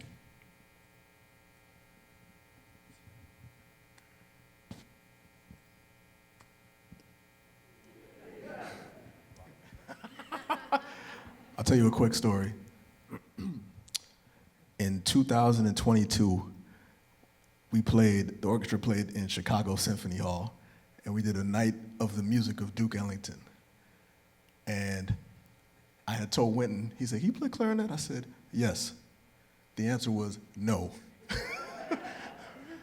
And the answer made itself very apparent because we must have played 10 songs that night with 6 clarinet solos, sitting in Chicago Symphony Hall where people paid money, right? They got all dressed up. It was the night, you know, date night to go out and see the Jazz Lincoln Center Orchestra. And this dude stood up in this nice press suit and went squeak, squawk, all types of crazy stuff coming out the clarinet. And I was very angry, very angry. And the thing about me is when I'm angry, everybody knows because I just get real quiet because I talk a lot, right? So I was very angry. And Wynton over here started laughing. And he came up to me and said, "We have a lot to learn," and he's walked away. And in that moment, I mean, you know, it's like I could have been like, I'm not down, I'm gonna go do something else. And that's a moment of uncertainty. And so from then till now, I just would wake up every morning and with the allotted time I had, just practice, do long tones, work on scales, work on arpeggios. And when I felt like I was making a breakthrough, he would text me and say, "Work on that clarinet," you know, and just keep working at it. And I like to think of that as like a metaphor for whatever you feel uncertain about. That's a good feeling to have because like a breakthrough may happen. And if it doesn't happen, keep working. You know, there's as you can tell, I like to use a lot of analogies with like a lot of my mentors. And so one of my mentors told me, I said, "How do you continue to get better?" And he said, "The only thing that you can control is your preparation. And when you feel good, prepare more. And when you don't feel good, prepare more." So whenever you feel, at least for me, I mean, they're gonna have different opinions about this, but for me, it's a matter of just keep preparing and keep practicing. And it doesn't even have to be music. Whatever you're working on, just keep working on it, right? And you may not be happy with the results, and the results may not make themselves apparent immediately, but they will, and you'll be surprised when they do. And that will serve as further inspiration to keep going. Hope that helps.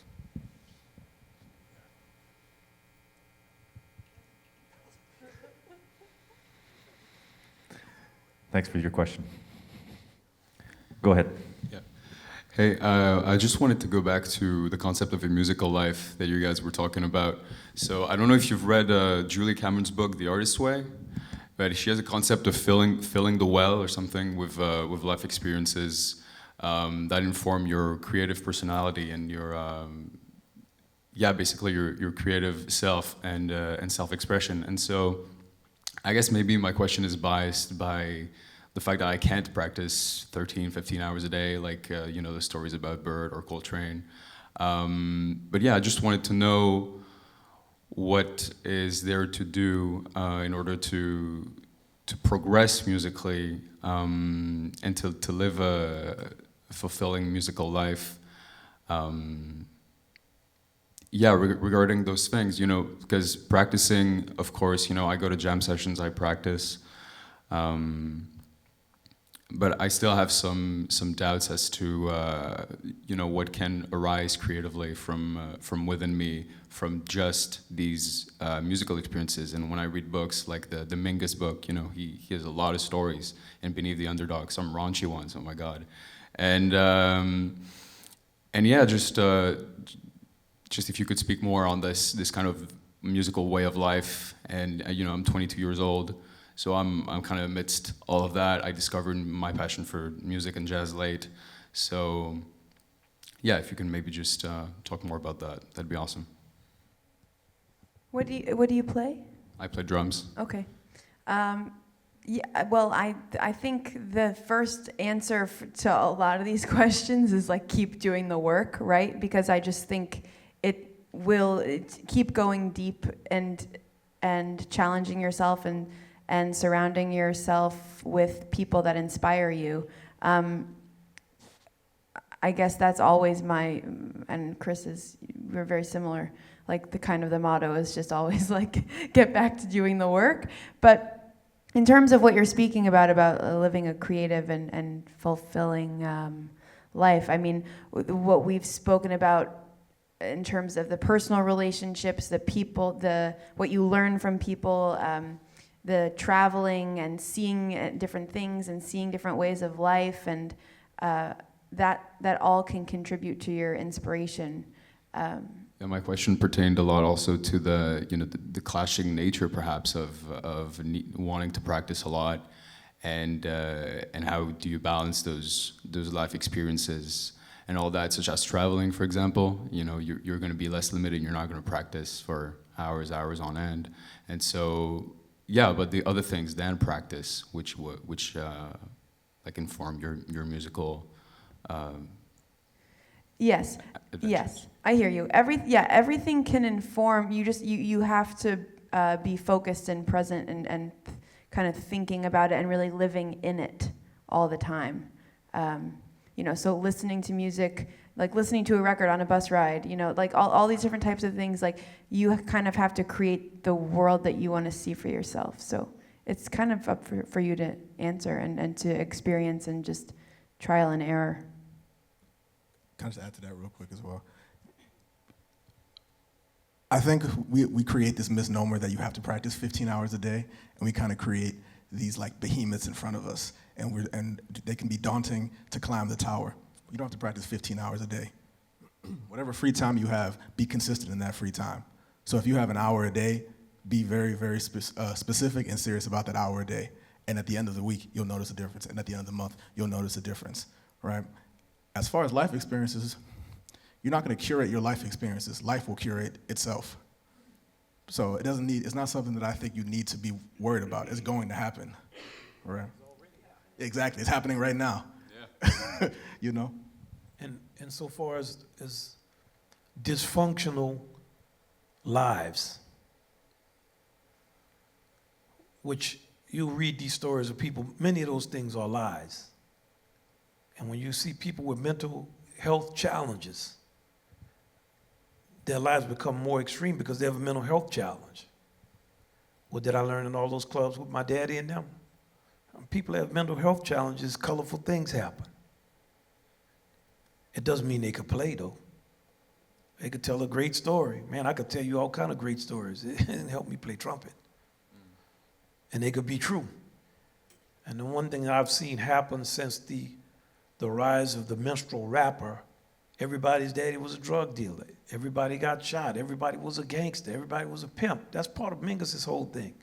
These people are not living these kind of lives. One or two people are living like that. The rest of the people are want-to-bes. There's nothing worse than wanting to be something that you will never be. Chris broke it down. To get inside of yourself is the biggest challenge. I don't know you, but I'm sure if I knew you and I spent some time with you, I could find a lot of dysfunction for you to tell people about. Because that's how life is. And you have to go through your own experiences and not feel these fantastical, dysfunctional stories or what you need to be great. Charles Mingus could play because he could play. You can believe in a neighborhood of dysfunction, there were many dysfunctional people, some of whom played bass, and none of whom played like Charles Mingus. And that's just how that is. Thank you. Let's try to be a little bit quicker with the questions so we can get through everybody because we're already a little bit over time. Go ahead. Okay, thank you. Thank you for creating this opportunity for us. My question really has to do about the mind aspect of playing a live performance and what helps you stay present and let your talent and your preparation really show up instead of letting maybe fear or doubt prevent you from playing at your best. When I was 21, there was a great piano player who came and did a workshop at a thing I was going to, and someone asked him this question. They were like, how do you deal with nerves and everything? And he said something I'll never forget. He said, nervous energy is selfish energy. Because when you're nervous, you're really concerned about me. I'm gonna sound bad. I'm gonna mess this up. All the time that I put into this is not gonna show off or it's not going to show itself right now.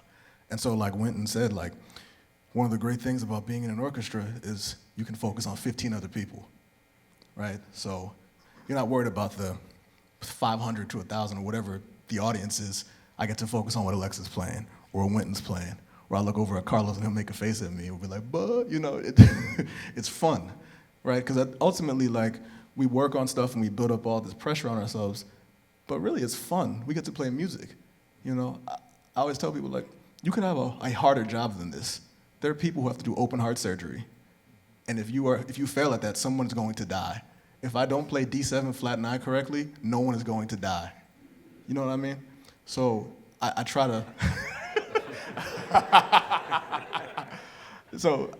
I try to focus on other people, you know? And also, like in a big band, it is really like a challenge in selflessness because you spend all this time working on how to play and then you don't play for a while, or you might play once.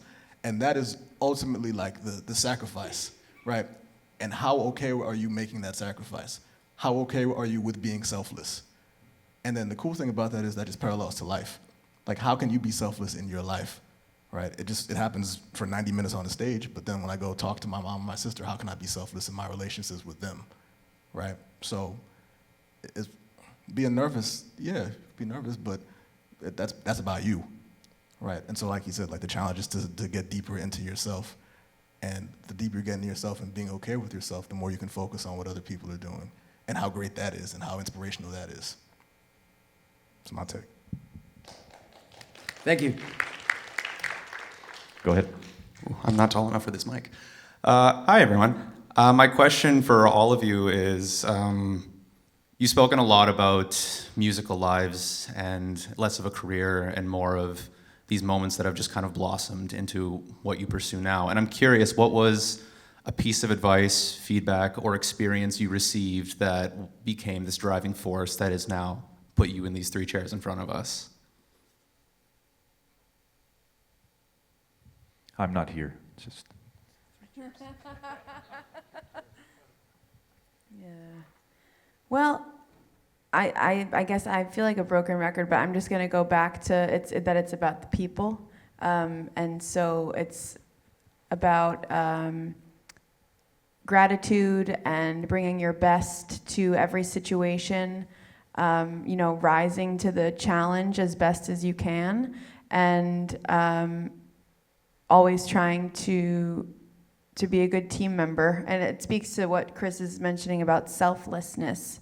And I think in this field, we're very lucky to have the positions that we have, and there are a million saxophonists in the world. So it's, and things can always change at any time, every day for any of us.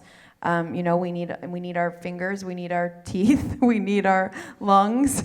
So it's who knows, And so just every opportunity to play is a blessing, and you have to kind of train yourself to keep that mindset, because otherwise you can let other circumstances get you down. But coming with that attitude every day it's up to you. Cheers. Thank you. Go ahead. Hi, my name is Masai. Excuse me. My question really goes to Wynton. I remember your dad back in the day out from New Orleans, at UNO, and Harold Baptiste teaching at UNO back in the day. And my question to you is, I'm often in New Orleans.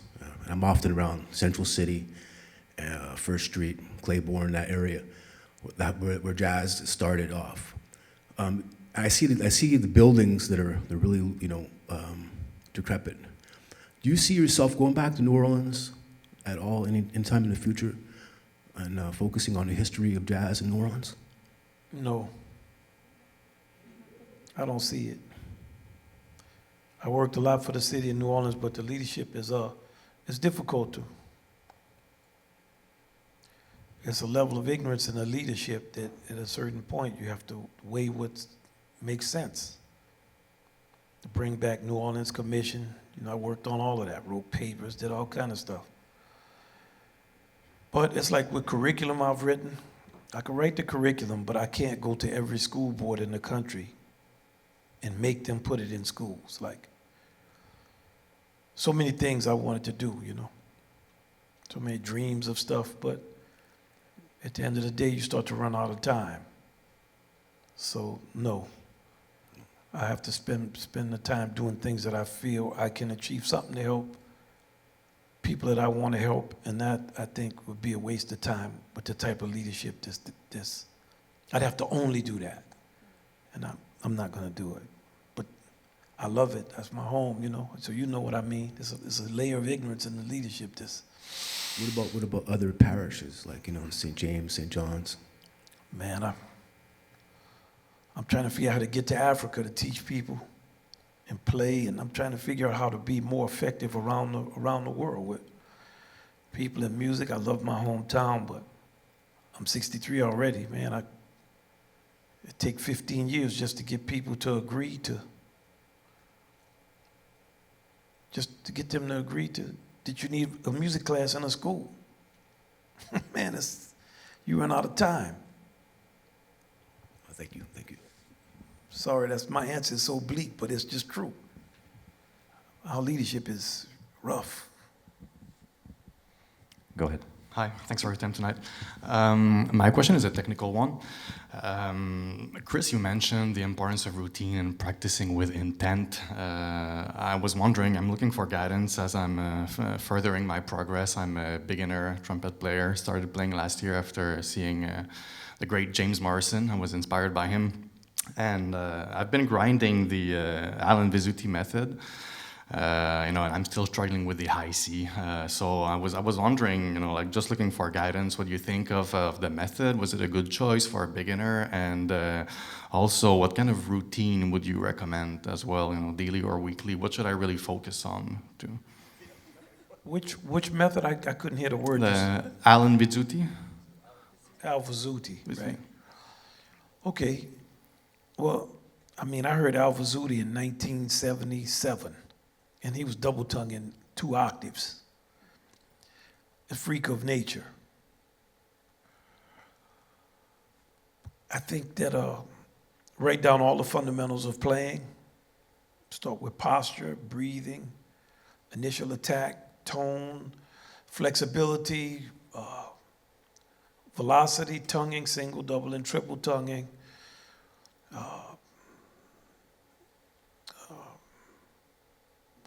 range, high, low. Write them all down. Like maybe it's 12 of them, 13, and then grade yourself on each one.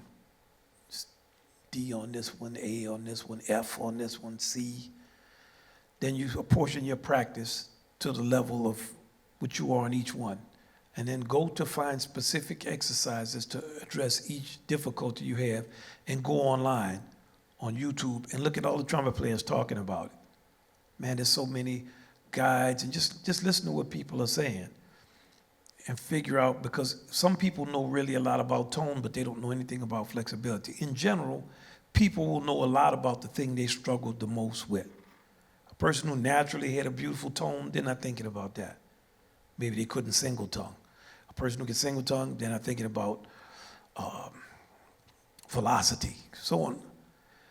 So I think I would use that method. And every day I would practice every aspect of playing. Spread your practice out through the day. And one thing I want to say about intention, and people say, well, I'm shedding this, or I'm shredding that, or I'm doing this or that. Intention is something that's in everything you do. And you can't separate intention.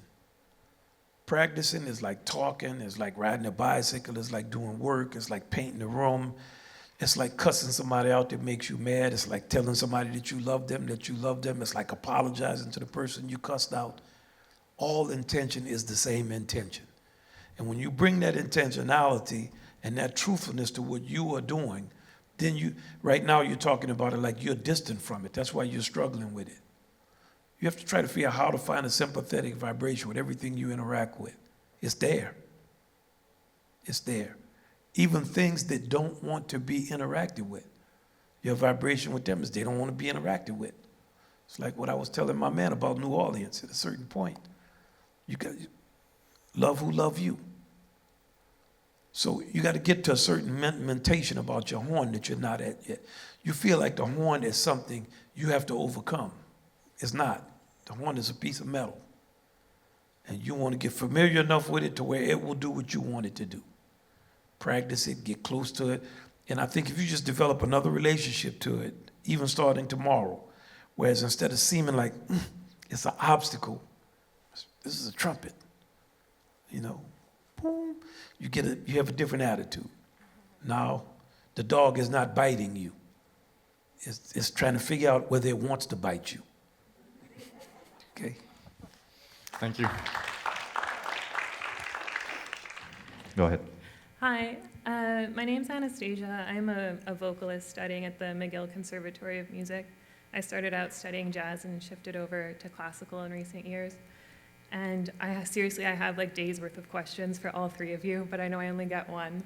I was always taught that your job as a musician is to also be a storyteller, or to be an artist is to be a storyteller. And I have a really big love for Nina Simone and the opera, the musical, Porgy and Bess, and the song I Loves You, Porgy. And I was told in recent years to not perform that because of, you know, the song wasn't written for someone like me, and I completely respect that. And about a year ago, we had, excuse me, Charles Tulliver, the composer and the trumpeter. He came to our school, and we did a show with him. And I asked him that question of, like, do you think it's appropriate for me to sing this? And his exact words were, bullshit. Like, if you want to sing it, but sing it well. And I was wondering if you felt the same way about that. Well, I knew the playwright August Wilson. He's a great playwright. Won, I don't know how many Pulitzer Prizes for his plays. He wrote an article in the New York Times, and he said, black theater, only black people should perform it. That was interesting because he was mixed. We once walked from 17th Street to 145th Street arguing about this point. I think that once the DNA evidence came out about human beings, a lot of these questions are not pertinent. Is somebody gonna stop you from singing it? Okay. What, they gonna come up while you singing and say, stop this, you're white. Don't sing this song. A white man wrote it. Should he not have written it? What about this microphone? Do we know who did this? What about these suits we have on? What about these shoes? What about these eyeglasses? What about these seats in here? Do we know who did that? It's all this appropriation came from somebody trying to prove other groups of people were inferior to them. And those who were labeled inferior now want to get some sense of superiority by saying, you have to be this to do that. You have to understand what it is to do it. You have to work on it. My first influence after jazz, because my father was a jazz musician, was a French trumpet player named Maurice Andre. A guy gave me an album, and I looked at the back of the album cover, and it said his parents were coal miners. And I thought to myself, damn, somebody's parents was digging coal out the ground, and he played the damn classical trumpet? Man, let me go hear what this is like. And then when I heard him play, it was like an angel was playing. I thought, I wonder if I could play like this guy. But I never thought, I wonder if I could play like this because I'm black. I didn't know nobody who liked classical music, except my father, and he was, you know, way above us. You make stuff your own. This is the arts. The arts are universal, and I believe in a universal humanism. If I can tell you how many times people stuck on what I told them, that's the word black music. I've never called something black music, ever. Because is some music white music?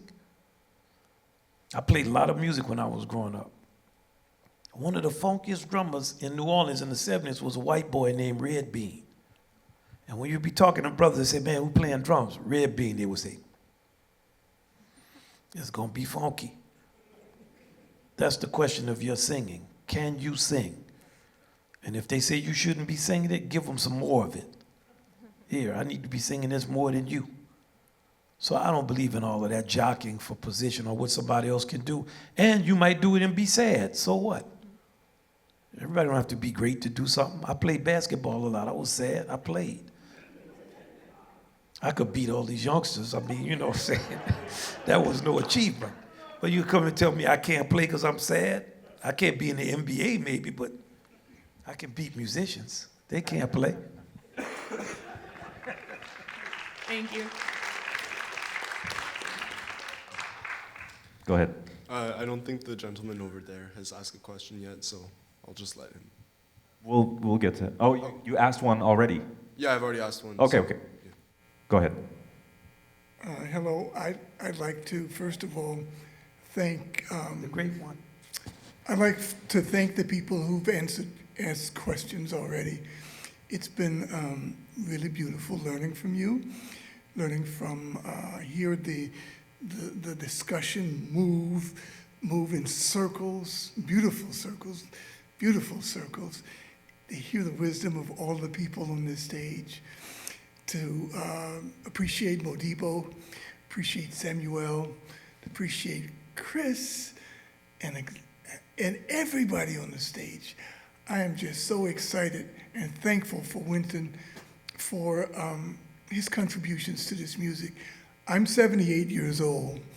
I met Wynton when he was 16 with Art Blakey, up the street at the Rising Sun, okay? So that's when we hooked up. And I noticed that he was an exemplary young person. In his solos, he was playing, and I said, oh my God, he just quoted classical music, quoting all kinds of things. I'm a trumpet player as well, so I knew the repertoire. And I'm so proud to have watched him continue to evolve, to grow, to engender the concept of community, to embrace the concept of community and of humanity of all, to be able to address the young lady who just asked a question about singing. You know, I heard her. I was at the thing when Charles presented that at McGill too, and I applaud her singing. Okay, So when we conclude this thing, I would like for us to just really appreciate all that Wynton has done. I see it in everyone. You taught a class this morning. I mean, you know, Chris reminds me of Wynton when Wynton was his age. Okay? I'm seeing this magical evolution of family, of knowledge, of learning, of knowing what it was to read Albert Murray's books.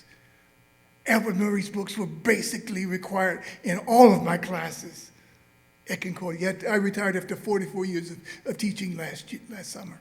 Okay? All of this, Ralph Ellison, all of these folks. So we come here and we just, this is like, I'm always talking about, I'm a foodie too, you know. I'm always talking about being at these banquets and all these things and having all this stuff and all these desserts. Well, this is like everything. This is like from the beginning to the end and the dessert and then a big hug. I want to thank you, Wynton, and thank you, guests, for your gifts. They're just beautiful, and I appreciate it immensely.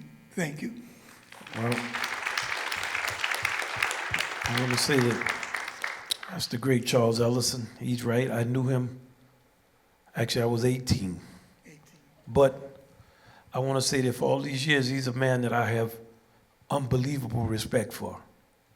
He's a man of fairness, who was always about equality, who was about a universal humanism when I wasn't about it. He turned my thinking around when I was 18. 19. I responded to the experiences I had in the South. I wasn't happy about it. I was very salty. I could tell you a lot of pathology and stories. You think I was lying.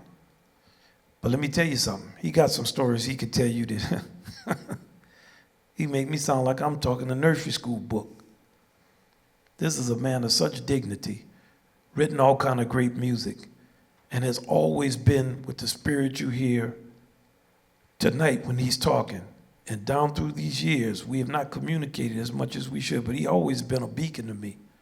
And that's 46 years I'm talking about. He was always my big brother. I always look up to him. I always consider the things that he says. And he was always a person I knew who wielded kindness like it was a weapon, because he was always so for real about it and so insistent on it in private and on dealing with people for who they were and the understanding of, hey, this is what the world is, because of the many experiences he's had. So I want to say, for me, it's a highlight. Charles, you know I love you. I always have. And you represent and are what I want to represent and be. And you are that. So thank you so much. Thank you, Wynton. Yep.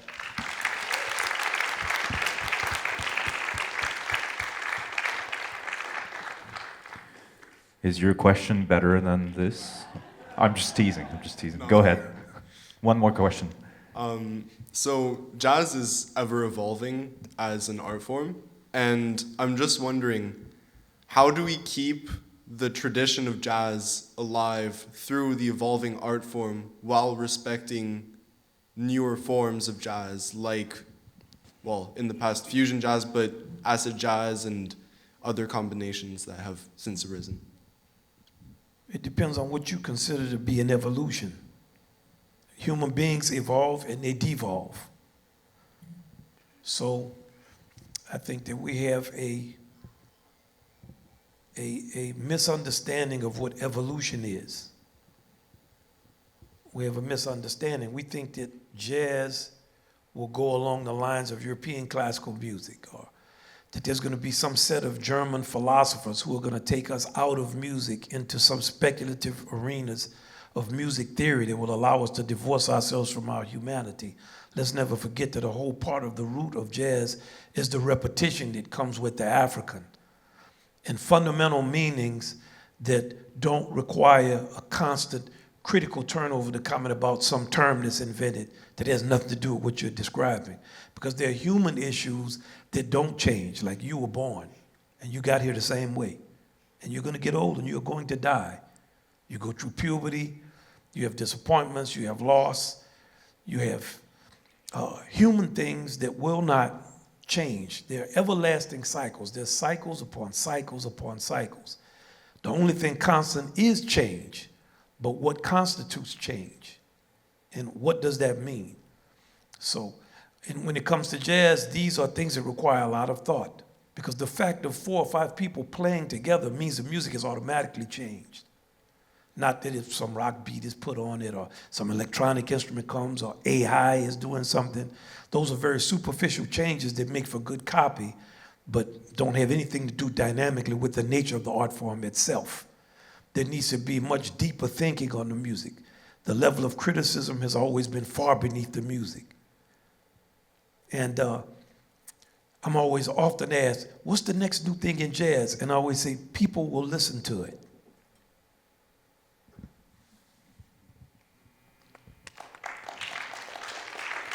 Thank you. Yes. Yes, I'd like to make a observation about the concert last night. When you opened up the concert with Black Coats, oh, I said, nice, nice, nice. And then you announced the next tune, Fable of Phobos. I said, oh, I think he's making a statement. And then you proved my point when you played John Coltrane in Alabama. I said, whoa, this is it. And you ended the concert with an exclamation point with the tune by Vincent Garner. And you said it was a statement on our current affairs, what's going on in these times. I said, damn, bravo, brother, bravo. What is the name of that tune anyway, the last tune? Up From Down. Up From Down. Oh, man, thank you so much. I mean, you didn't say anything specific. You didn't have to, because your composition spoke louder than anything else. Thank you. Man, you know, there you go, Eve. That's it. You very insightful. I would like to thank the three of you. You've been super generous, super honest, and great answers. It was a pleasure to sit here and chat with you guys. I wish you all the best for the rest of the tour. It should be fine, you know, it should go well. Like, I think it's a well-oiled machine. Please, big round of applause for our three guests.